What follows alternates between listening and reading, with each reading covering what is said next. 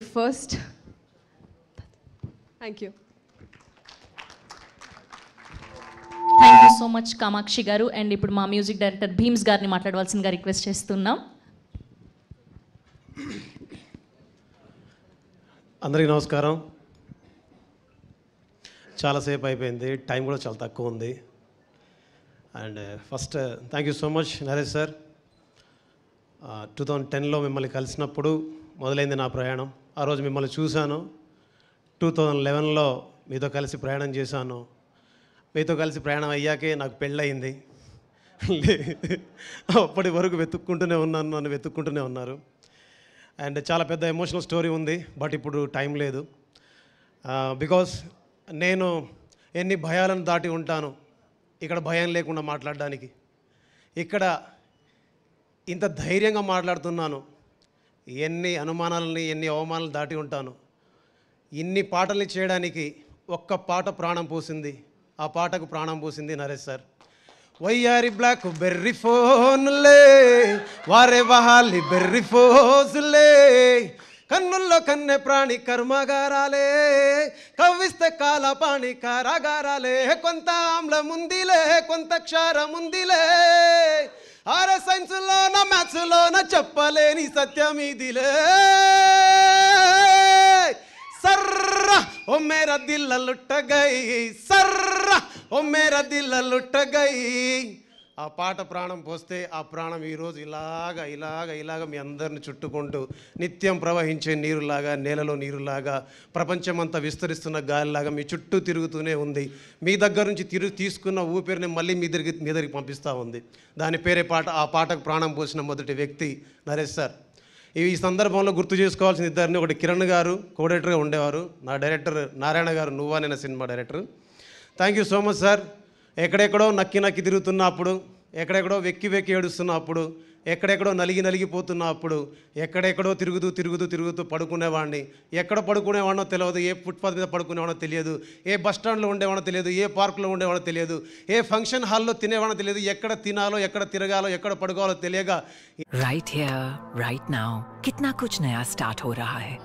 कोई हेल्थ के नए टारगेट बना रहा है, तो कोई पहली बार पैसेंजर सीट से ग्रेजुएट हो रहा है, और यहाँ कोई अपनी नई सी दुनिया बना रहा है. ఇక్కడ నిలబడి మాట్లాడడానికి కావాల్సింది ఒక్క విద్య మాత్రమే కాదు, ప్రతిభ మాత్రమే కాదు. ఇక్కడ నిలబడి మాట్లాడడానికి ధైర్యం ఒకటే కాదు. ఇక్కడ నిలబడి మాట్లాడడానికి అదృష్టం ఒకటే కాదు. ఇక్కడ నిలబడి మాట్లాడడానికి మనుషుల ప్రోత్సాహం ఒకటే కాదు.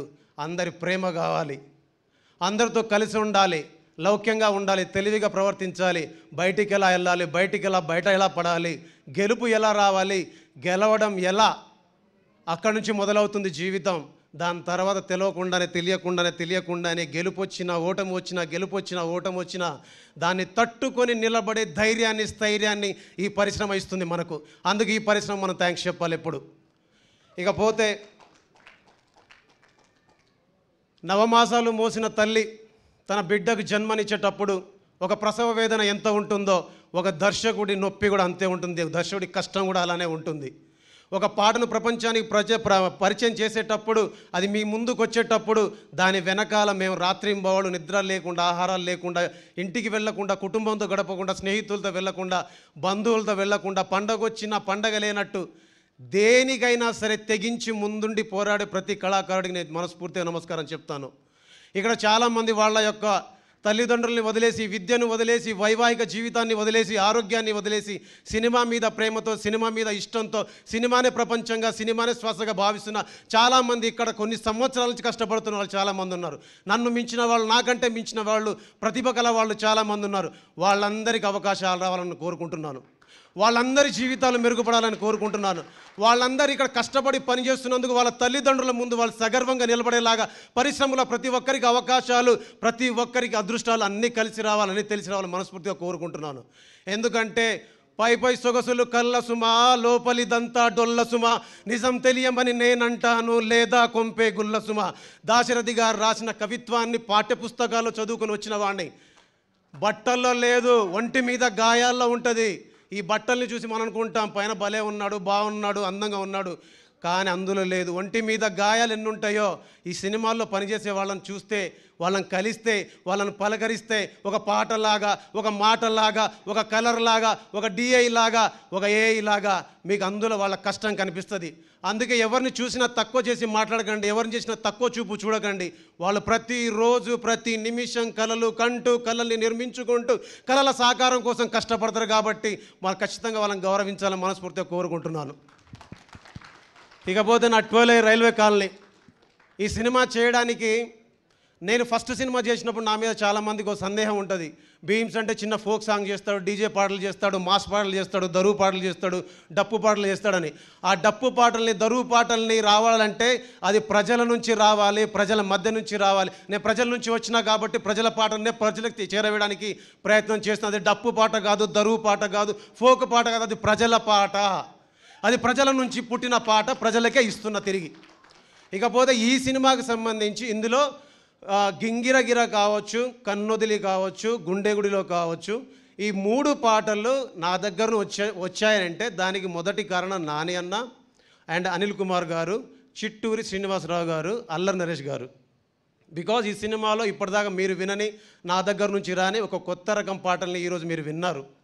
రెండోది, ఈ సినిమా చేయడానికి మ్యూజిక్ డైరెక్టర్గా నేను పనిచేయడానికి చాలామందికి ఈ సినిమాకి భీమ్స్ కరెక్టా కాదా అనే 1,00,000 సందేహాలు ఉంటాయి. ఆ 1,00,000 సందేహాలను తీర్చడానికి నన్ను నమ్మి ఈ సినిమా ఇచ్చినందుకు, ఈ సినిమా చేసే అవకాశం వచ్చినందుకు నేను మనస్ఫూర్తిగా నా టీంకి థ్యాంక్స్ చెప్తాను. అండ్ వన్ మోర్ థింగ్, ఈ సినిమాలో మీరు సినిమా చూస్తున్నప్పుడు మీకు ఫస్ట్ నుంచి చివరి వరకు, ఇందాక అనిల్ కుమార్ గారు అన్నట్టు, నాని అన్నట్టు, ఈ సినిమాలో ఫస్ట్ నుంచి చివరి వరకు ఏం జరగబోతుంది, ఎలా జరగబోతుంది మన ఊహకు అందదు, మన అంచనాలకు అందదు. మనకి ఇప్పటిదాకా చూసిన సినిమాలు వేరు, ఈ సినిమా వేరేలా ఉంటుంది. వేరేలాంటి ట్రీట్మెంట్ ఉంటుంది, వేరేలాంటి స్క్రీన్ ప్లే ఉంటుంది, వేరేలాంటి మ్యూజిక్ ఉంటుంది. సో ఇలాంటి సినిమాకు నన్ను పార్ట్ చేసిన నన్ను ఒక మ్యూజిక్ డైరెక్టర్ తీసుకున్నందుకు థ్యాంక్స్ చెప్తూ, టైం తక్కువ ఉన్నందుకు మనస్ఫూర్తిగా క్షమిస్తూ, నేను క్షమించమని అడుగుతూ ఒక 2-3 గురించి నేను మాట్లాడాలి. దేవ్ యాక్చువల్లీ మంచి మాటల రచయిత, మంచి స్టోరీ రాస్తాడు. బట్ నాకేంటంటే దానికంటే ముందు నీకు ఇంకెక్కువ ప్రజలకు సంబంధించి కావచ్చు అండ్ ఆడియన్స్లో కావచ్చు, నువ్వు తొందరగా వెళ్ళాలంటే కథ, స్క్రీన్ ప్లే మాత్రమే కాదు, నువ్వు మంచి పాటలు రాస్తే బాగుంటుందని అతనిలో ఉన్నటువంటి, వీళ్ళలో చాలా ఫెయిల్ అయిన ప్రేమికుడు ఉన్నాడు, ఏమంటారు దాన్ని, ఒక మంచి ప్రేమికుడు ఉన్నాడు. వాడు ఓటమి చూశాడు, విజయాలు చూశాడు. సో ఆ ఓటమి, ఆ విజయం రెండు ఈ సినిమాకి పనికి వచ్చాయి అనుకుంటా. I hope. Thank you so much Dev. ఇంకా ఫ్యూచర్లో చాలా చేయాలి. నువ్వు పెద్ద రైటర్వి కావాలి, ఏ రైటర్ అవుతుంది నీ చాయిస్ అది. And Anil sir thank you so much. And Ramesh అన్న కలిసి చాలా చేసాం, ఇంకా చాలా చేయాలి. అండ్ ఎవ్రీవన్, హరీష్ సార్ ఎక్కడో గట్టిగా సుడి మీరందరూ కోరుకుంటే అనుకుంటే అవుతుంది అనుకుంటున్నా. ఐ హోప్ ఫ్యూచర్లో కలిసి పని చేయాలనుకుంటున్నాను సార్, కలిసి పని చేస్తాను తప్పకుండా. అండ్ ఫైనల్ వర్డ్స్, ఈ సినిమా 21వ తారీఖు మీ అందరి ముందుకు వస్తుంది. మేమందరం ఈరోజు చెప్పిన మాటలు కావచ్చు, చేసిన మా పని గురించి చెప్పుకున్న మాటలు కావచ్చు, తప్పకుండా మీ అందరినీ అలరిస్తుందని నమ్ముతున్నాను. And love you all. Thank